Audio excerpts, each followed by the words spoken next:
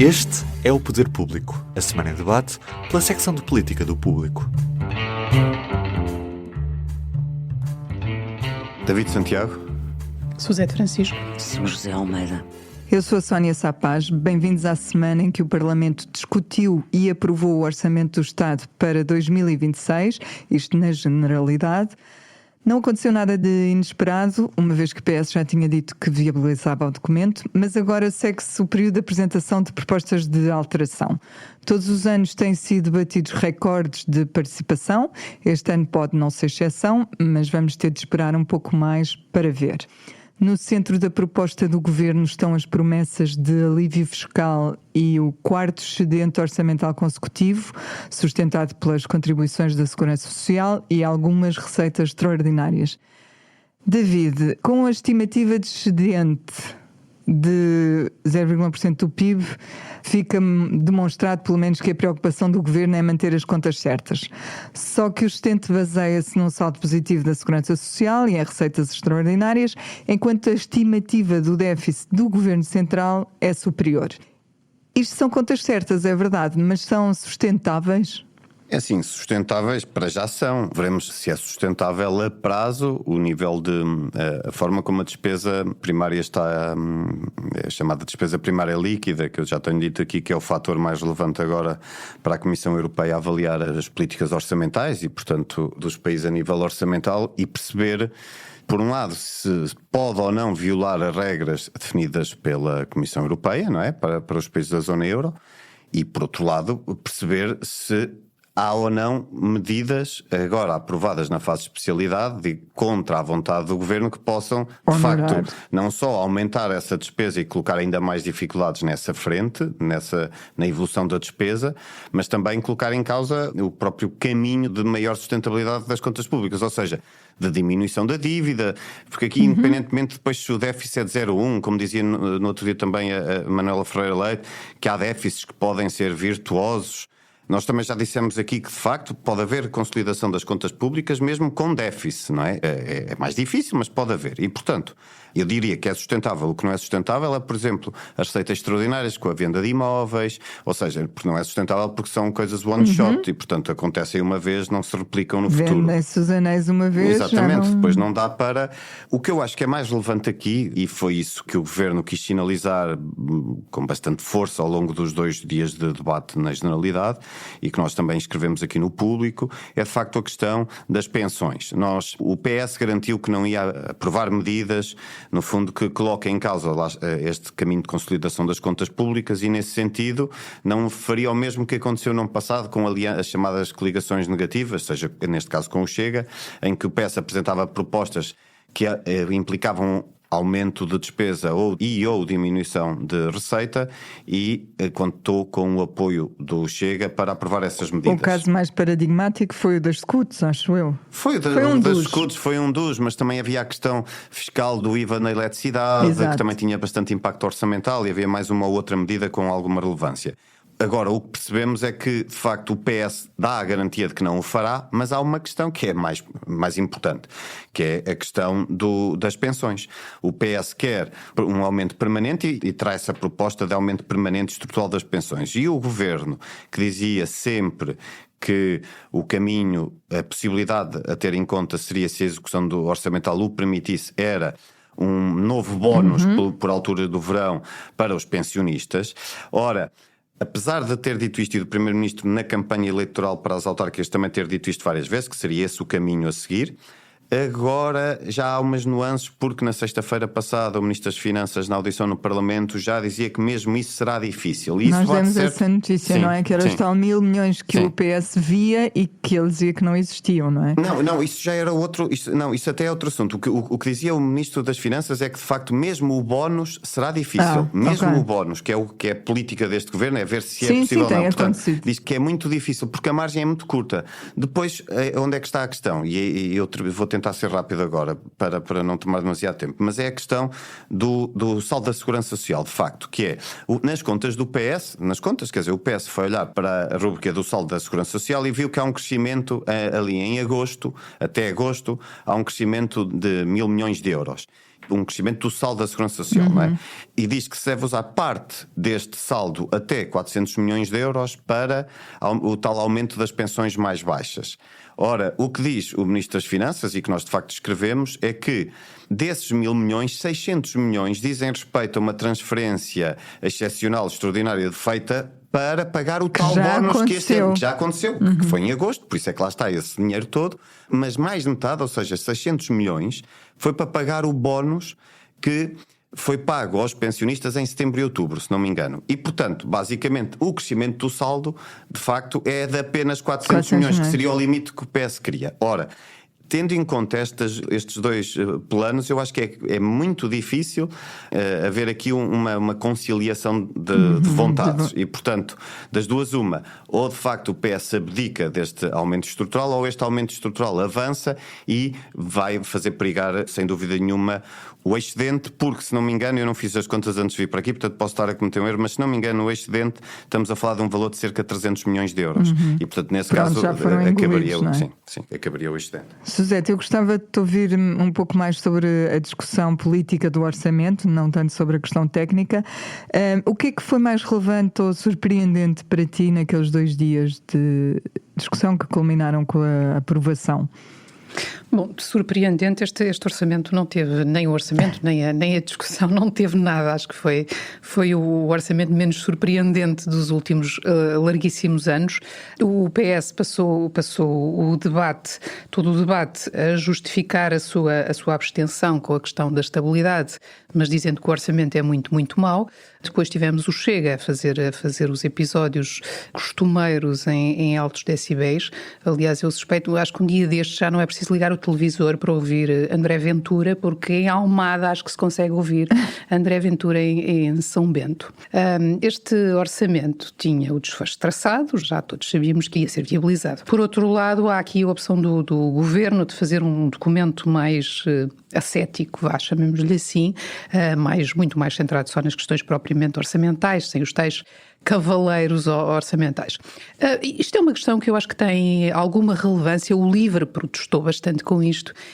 E, de facto, a discussão orçamental costuma ser um momento em que os partidos mais pequenos usam para fazer valer algumas das suas propostas, muitas vezes em causas muito específicas dos partidos ou para alguns nichos eleitorais, e esse caminho parece muito mais limitado. O Governo não mostra especial abertura a alterações na especialidade, desde as grandes questões que o David já falou, das pensões, do ISP, até a questão do IVA zero nos alimentos essenciais, que são matérias em que há pontos de contacto entre o PS e o Chega, como aliás já aconteceu no ano passado, mas depois há todas as outras questões que os partidos costumam apresentar no orçamento. Há sempre aquela contabilidade final dos ganhos de causa, sobretudo entre os pequenos partidos. E já agora vamos ver se este ano, se os partidos conseguem não apresentar 2.000 propostas de alteração que transformam todo este processo numa maratona impossível para os deputados, para os jornalistas e acho que para as pessoas que às tantas não acompanhar as votações é uma loucura, não é? Sim. E porque não serve de nada, não é? A maior parte daquelas medidas já se sabe que não tem caminho para andar. Não é? Este ano, aparentemente, ainda haverá menos são os partidos a marcar o seu espaço, não é? Espaço também, para elas. Mas cada vez há mais. Tem sido cada vez, todos os anos, um incremento. Também há mais partidos, tendencialmente. Sim. São José... Mas deixa-me só terminar, só para voltar ao início, à tua pergunta propriamente dita. A discussão acabou por ficar um bocadinho esvaziada e atropelada pelo omnipresente tema da imigração, que está transformado no alfa e no ômega da política portuguesa, não só porque estavam ali a decorrer em paralelo as negociações entre o Chega e a AD, como o próprio Primeiro-Ministro, na abertura, fez logo questão de chamar o tema à colação, e começou assim e depois acabou com aquela declaração final, depois de aprovada a Lei da Nacionalidade. Portanto, o orçamento ainda acabou aqui bastante atropelado pela Lei da Nacionalidade. São José, a Manuela Ferreira Leite, o David já falou disso, foi Ministra das Finanças do PSD, disse que falta uma estratégia a longo prazo neste orçamento e que o Governo se centrou demasiado em medidas imediatas de alívio fiscal. Tu viste isto como um alerta ou uma crítica? Eu acho isso como uma prova da coerência de Ferreira Leite. E um alerta, não é propriamente uma crítica, porque ela não o faz no sentido crítico. O que ela alerta é que é preciso mais do que isto. Ou seja, ela até admite que haja déficit, ela fala mesmo, como disse o David, No tal em déficit virtuoso, porque o que ela defende, e nisso é coerente, é investimento público para dinamizar a economia e dinamizar os serviços públicos, o Estado Social. E porquê é que eu digo que ela é coerente? Porque há 10 anos, ou há quase 10 anos, quando foi a intervenção da Troika, aliás, há mais de 10 anos. Há mais de 10 anos já eu estou a fazer molas contas aos anos. Sim, saímos em 14 do programa. Mas ela foi uma das subscritoras de um documento público, que até na altura foi notícia por isso, porque ela estava junto a figuras como Francisco Louçã e várias pessoas de esquerda, precisamente contra a brutalidade que significava aquele memorando de medidas que fizeram de tal forma cortes, não só no investimento público, mas também naquilo que eram já os normais gastos orçamentais, que ao longo dos anos tem-se tentado recuperar e travar, saímos do memorando, tudo bem, mas temos tido como prioridade o baixar a dívida, não é? Respeitando as normas de tentar não ter déficit. E isso tem impedido um investimento público, um investimento do Estado, que de facto revigore não só os serviços públicos, que continuam mal, não é? Como também formas de até dinamizar a economia privada através de investimentos do Estado na própria economia. Mas, portanto, eu não vejo isso concretamente como uma crítica dela a demarcar-se do orçamento. Vejo a opinião coerente dela de que é preciso mais do que está a ser feito, que é preciso ir mais além do que meramente estar a tentar ter as contas certas. Além do orçamento, que será um dos temas mais importantes do próximo mês, esta foi também a semana em que o Governo aprovou outro diploma, a Lei da Nacionalidade, não com o PS, mas com os votos a favor da direita, PSD, CDS, Iniciativa Liberal e Chega, sendo que o decisivo aqui foi o Chega. As alterações aprovadas endurecem as regras para a aquisição de nacionalidade portuguesa, nomeadamente para estrangeiros com residência legal. David, o Primeiro-Ministro fez uma declaração ao país sobre esta matéria. Tu achas que se justificou? Porque é que ele terá sentido necessidade de se explicar? Pode ter sido para evitar um eventual veto de Marcelo? Não, eu sinceramente acho que não. Eu acho que ele não sentiu necessidade de se explicar. Acho que é o contrário. Ele quis aproveitar o momento para fazer aqui mais um ato de... Não sei se o termo correto será propaganda, mas um ato de afirmação política deste governo nesta matéria. Recordar que já não é a primeira vez, ou seja, no ano passado o Primeiro-Ministro também convocou a comunicação social para uma comunicação ao país na altura, a propósito de questões de percepção de segurança. Sim. E agora falo em relação à imigração naquilo que é o, digamos assim, o culminar de um pacote, digamos assim, de legislativo que começou na lei de estrangeiros, que bateu na trave, tiveram que compor aquilo porque era de facto inconstitucional. Agora há a lei da nacionalidade que também pode ter problemas de inconstitucionalidade e já prevendo isso o Governo e o PSD o que fizeram foi dividir a lei em dois, deixando a questão que é aparentemente mais problemática da lei da nacionalidade, portanto, para se fazer no Código Penal e ser tratada à parte, ou seja, para, havendo aqui um veto, ou não passando no Tribunal Constitucional, pelo menos passar a parte da parte da lei da nacionalidade e ficando só a perda da nacionalidade à parte. E eu acho que o Primeiro-Ministro basicamente também aproveitou, não é que fosse novidade, já sabia que iria haver, mas aproveitou para dizer que seria, ou foi ontem depois o Ministro Leitão Amaro que disse que seria já em dezembro, porque o Primeiro-Ministro não disse que era já em dezembro, mas que se ia avançar agora na lei de retorno.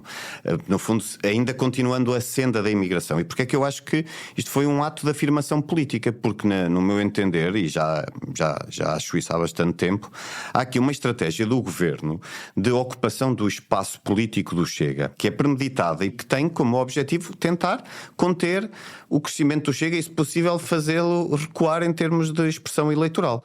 Porquê? Porque o Chega, de facto, assumiu nestes temas, muito baseado nesta lógica populista de encontrar aqui inimigos fáceis, digamos assim. Normalmente estes inimigos fáceis são comunidades com maiores fragilidades ou mais desprotegidas. Isto é comum, portanto, é comum no sentido da prática populista. E o que este governo está a tentar fazer é dizer às pessoas: vejam que para resolver estes assuntos e para tratar destes assuntos nós estamos cá para resolver. Não é preciso o Chega. Não é? Quer dizer, é preciso o Chega para aprovar, mas porque não foi, porque o governo também foi sempre privilegiando o Chega, apesar do PS ter tentado agora entrar no barco para tentar conter aqui algumas medidas, ou seja, minimizar aqui o impacto de algumas das medidas pretendidas pelo governo. Mas isto é uma estratégia de afirmação política do governo. E eu acho que o que Montenegro quis fazer foi: vejam, aprovámos o orçamento, mas ele dedicou poucas palavras ao orçamento, porque o que interessava, e era o que dizia há bocado a Suzete, era de facto o que ele disse. No discurso inicial, na generalidade do Parlamento do Orçamento, o que o Luís Montenegro faz, ao falar de imigração, que é um tema extra-orçamento, que não entra no orçamento, é precisamente cavalgar este tema e dizer: vejam que para resolver estes assuntos estamos cá nós. E é um tema interminável, vai continuar. Vai continuar, é a tal senda que vai continuar com a lei de retorno. E veremos como é que, se a seguir ainda há mais alguma coisa a fazer.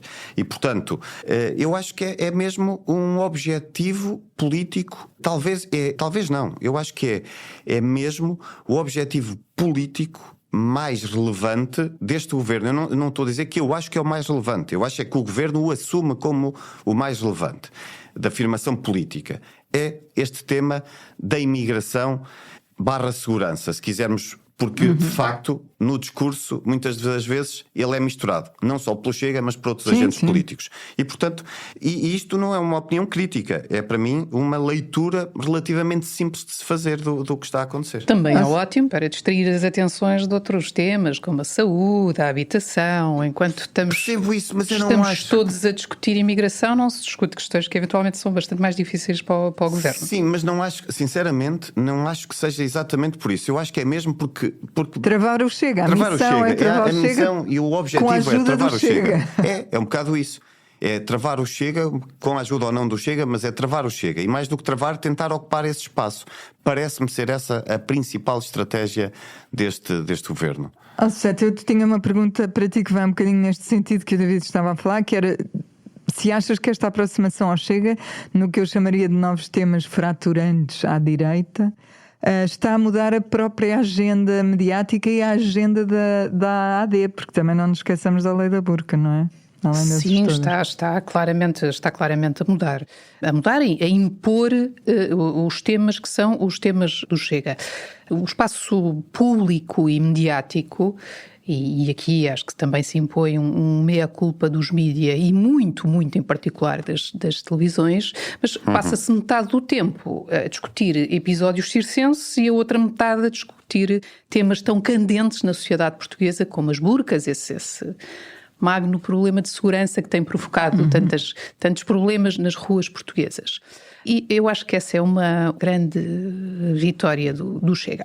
Aqui, a grande questão, onde o Chega conseguiu impor a sua agenda, é a imigração, que o David estava a falar, portanto, acho que concordo genericamente com tudo o que ele disse. Acho que às vezes parece que o próprio governo quer ultrapassar o Chega ali pela direita com... há momentos, Montenegro já teve esses momentos, por exemplo, a Leitão Amaro também, que põe ali um travão de tenham lá calma. Mas há outros momentos em que, por exemplo, o que disse Leitão Amaro, acho que o José Luís Carneiro tem toda a razão, o que disse Leitão Amaro sobre o PS querer fazer uma engenharia... É uma verdade, era uma engenharia... Era uma reengenharia demográfica e política. Acho que salta bastante fora do que deve ser um debate político sério entre adversários. Parece uma coisa do mais trampista que há. Não foi um bom momento. Bom, mas dito isto, sobre a imigração, concentrava-me nos outros temas que também têm andado por aí. Nós já tivemos coisas como a cor dos boletins de saúde, vamos ter as bandeiras que podem ser hasteadas nos edifícios públicos, também do CDS. E outras questões próximas destas, e não deixa de ser curioso, para quem tanto se queixa que o Estado se deve meter na sua vida e deixar os cidadãos e as empresas em paz, depois se dedique a regular estes pormenorzinhos da nossa vida coletiva. E já agora, dentro disto, só abrir um parênteses, este projeto sobre a burca é paradigmático, ele foi um projeto do Chega, que foi viabilizado pela AD, sem grande surpresa. Mais surpreendente, acho eu, foi a iniciativa liberal. Fiquei de veras surpreendida porque, bom, independentemente das razões que estejam a montante, objetivamente isto é um projeto que determina uma indumentária que as pessoas não podem vestir. E eu diria que um liberal pensaria 10 vezes antes de aprovar uma coisa destas. A iniciativa liberal não pareceu ter grande... Os dirigentes da iniciativa liberal, quando estudaram o liberalismo, ficaram só no capítulo de Chicago. Ficaram só aí, o resto esqueceram-se. Pronto, faltaram eu essa diria aula. que isto é absolutamente assustador para Faltaram um liberal. ali algumas aulas, não é? Deixa-me avançar para um tema fora deste que temos estado a falar, que é a questão da saúde. A manchete do Público de ontem dizia que numa reunião em Santarém a direção executiva deu ordem para que fossem feitos cortes nos hospitais. A notícia teve grande impacto e houve logo quem viesse dizer que não há cortes no SNS sem impacto nos doentes. José Luís Carneiro pediu ao Primeiro-Ministro que demitisse a Ministra da Saúde e Luís Montenegro também falou sobre o assunto e disse que o que houve foi pedidos claros para que a gestão fosse optimizada, não sabemos exatamente como. São José, esta ideia de Montenegro de que é possível fazer mais e melhor com o mesmo dinheiro no Serviço Nacional de Saúde parece-te possível? E concordas que a Ministra já perdeu o prazo de validade? Já passou? Bom, agora retomando só o que ele estava, a piada do capítulo de Chicago, podemos recomendar aos dirigentes da IEL que leiam o último livro do Miguel Morgado, que eu estou a ler, muitíssimo interessante, e que é precisamente sobre a história do liberalismo e a evolução e as várias correntes do liberalismo. Serviço Nacional de Saúde e poupanças nos hospitais. Pois parece que o aumento dos médicos vai ser 5%, o aumento do pessoal da saúde 5%, como da função pública, e, portanto, com os mesmos ovos, têm que fazer mais omeletes. Ou seja, com praticamente os mesmos objetivos de despesa de 25, têm que acomodar esse aumento salarial. Logo, vão ter que poupar em cirurgias, medicamentos, serviços externalizados, pronto. Tarefeiros. Se isso é possível, eu a sério, olha, eu já não me espanta nada deste governo em relação ao Serviço Nacional de Saúde, porque de facto há mais de um ano que nós estamos à espera que haja soluções viáveis para o SNS. O PS estava a tentar um modelo que este governo, da primeira vez que foi governo, Luís Montenegro, deitou abaixo e com esta ministra desmantelou, apostou noutra forma de organização. O que eu admito perfeitamente possível.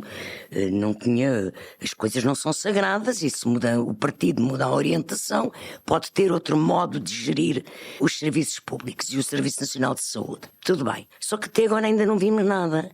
Há 8 dias, mais ou menos, 8 dias, semana passada, houve um Conselho de Ministros em que foi anunciado, com poupa e circunstância, mudanças cosméticas.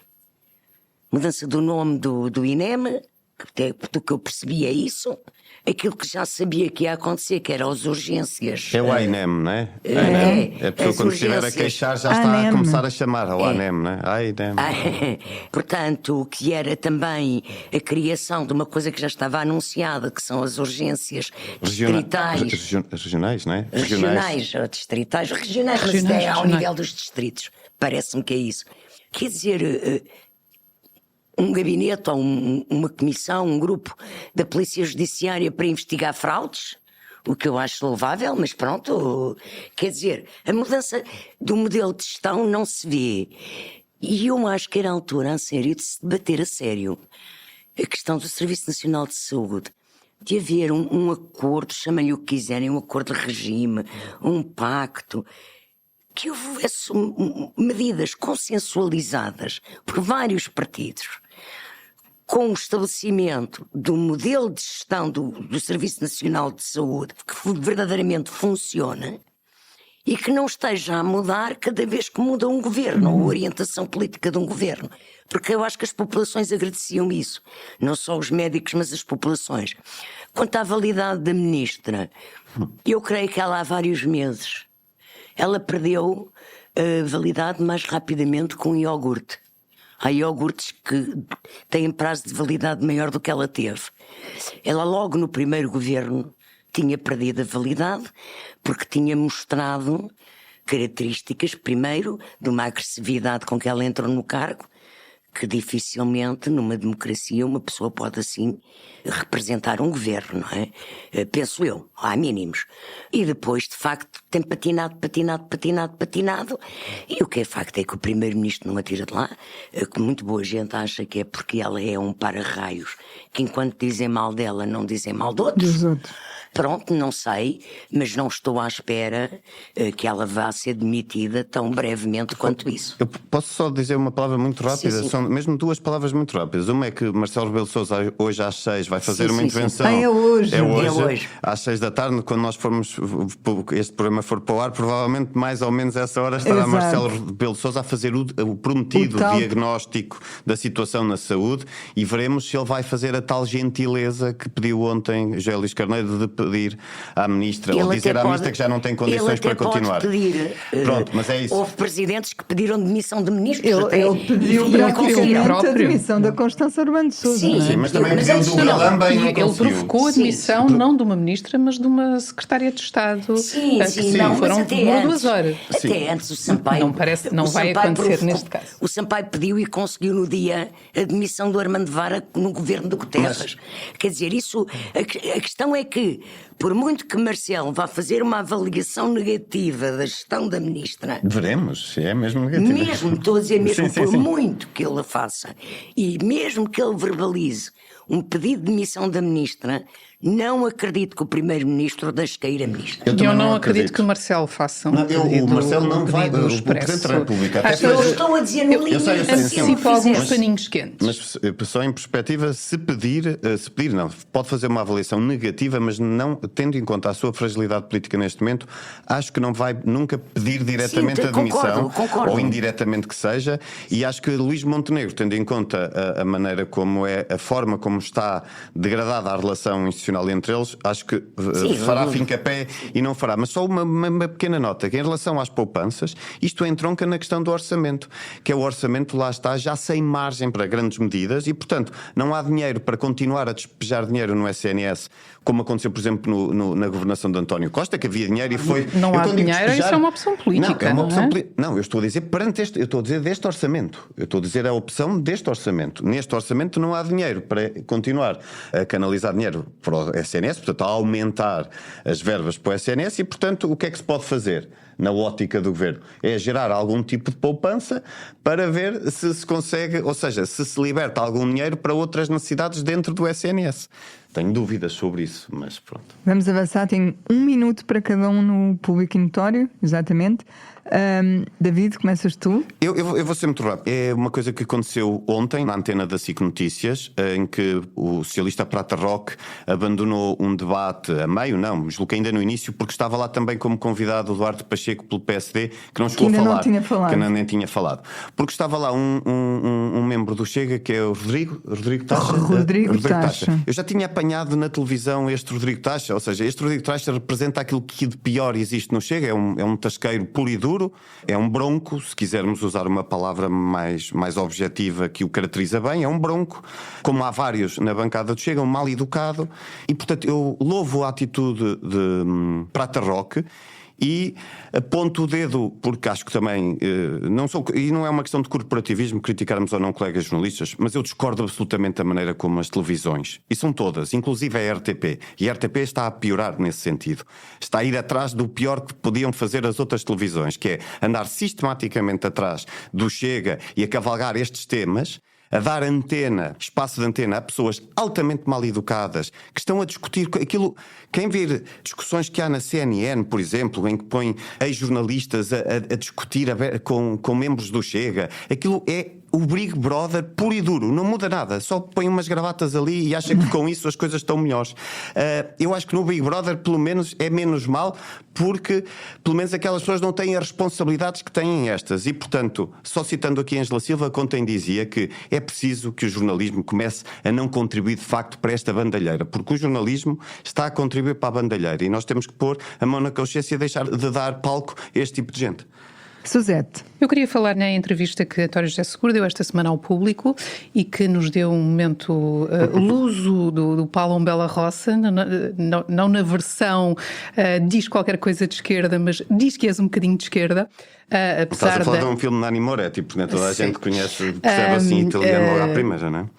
Apesar da insistência e da resiliência na pergunta é de esquerda, António José Seguro esforçou-se muito e conseguiu não responder e não dizer nunca que é, já não digo de esquerda, de centro-esquerda, de centro-esquerda. Não, porque ele acha que isso são rótulos e é pôr as pessoas numa gaveta.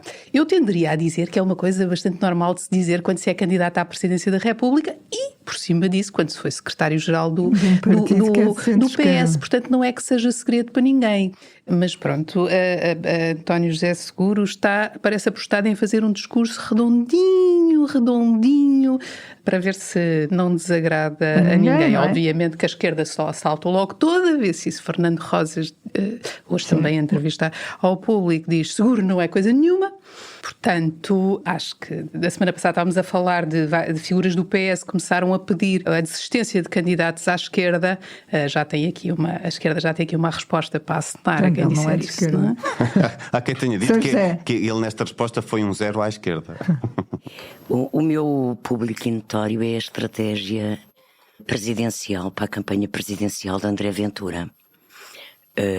Porque, como o David ainda agora falou, da intervenção que os membros do Chega têm normalmente nas televisões, ou quase todos, a própria forma como André Ventura tem falado nos últimos dias mostra uma estratégia de quem não tem limites nenhuns e que nós, depois dos 3 Salazares levados à exaustão, dizer 3 vezes 3 Salazares, colocar cartazes que eu nem quero citar, mas cartazes completamente racistas, objetos, campanha eleitoral. Portanto, preparem-se, porque isto vai valer tudo na boca de André Ventura. André Ventura vai dizer os maiores absurdos, as maiores afrontas à democracia para provocar, ter espaço e criar reações, como já criou, não é? Como já está a criar, até com queixas no Ministério Público e que eu acho que é o que ele quer, porque assim fala-se dele. Muito bem, obrigada a quem nos ouviu por ter estado connosco até ao fim. Nós voltamos na próxima semana para voltar a pôr a conversa em dia sobre a atualidade política. Até lá. O Público fica no ouvido.